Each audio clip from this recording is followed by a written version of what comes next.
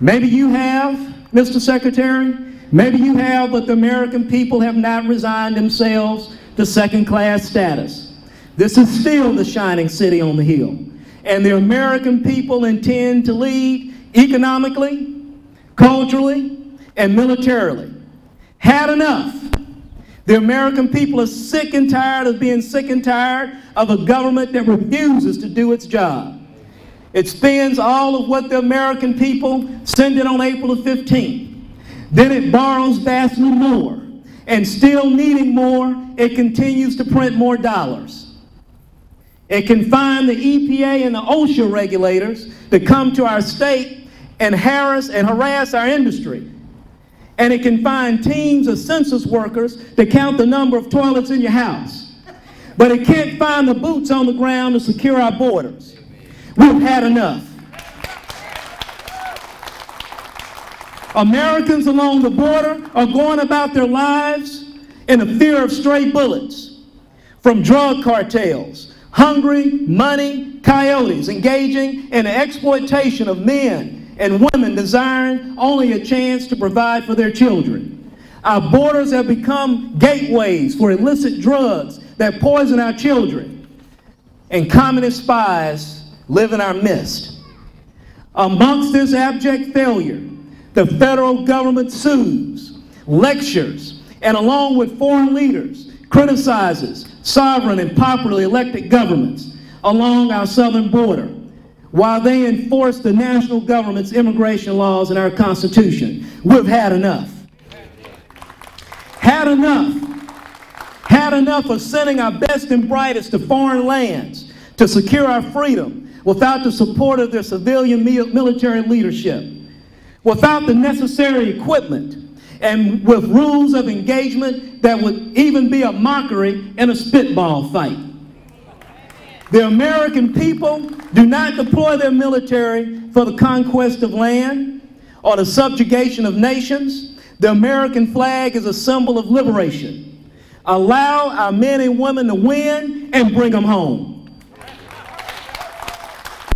Had enough of this progressively liberal contempt for our institutions, principles, and values.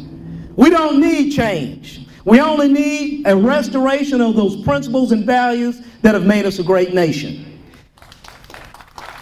Had enough of the do-gooder elites talking down to Americans about their lifestyles and their deeply held beliefs. We are a free people that loan power to the government. We are a free people that have the virtue to possess the means of violence, such as firearms, as the ultimate check on despotic government. Had enough of the black-robed judicial elitists using our judicial system as a platform to silence our pulpits, denouncing traditional days of national prayer, lecturing on the array of statues and monuments commemorating our troops and our culture on our county courthouse grounds, and dictating high school pregame activities and holiday celebrations. We've had enough. How dare the President of the United States take it upon himself, go overseas to lecture the American people and tell a foreign nation we're not a Christian nation? He needs to stop reading Saul Alinsky, read some of the words of George Washington, or for that matter, read a speech by Martin Luther King. We've had enough. We've had enough of the government takeover of our prized industrial sectors. Had enough of international groveling. The United States is a blessed nation that liberates and defends the world, feeds the world, medically cares for the world, clothes the world, ministers to the world, finances the world, educates the world, and has liberally opened its arms to all who desire liberty and opportunity.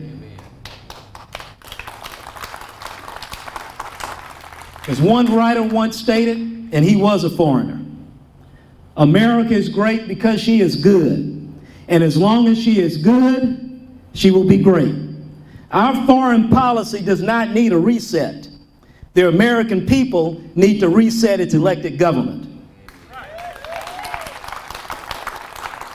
Had enough is a spirit that animated an entire people over 2 centuries ago to say no.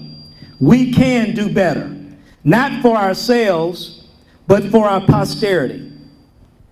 Today, we say had enough.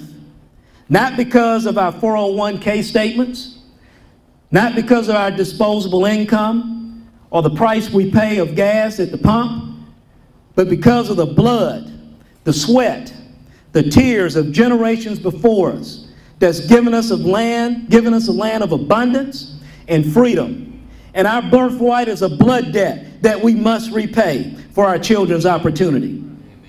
Today,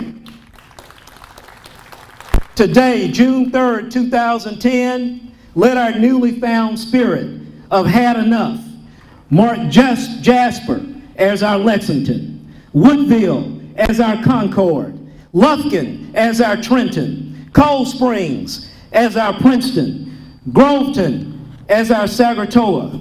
And on election day, let every ballot box in East Texas be our Yorktown. Pray that God continues to bless America and Texas. Thank you for having me.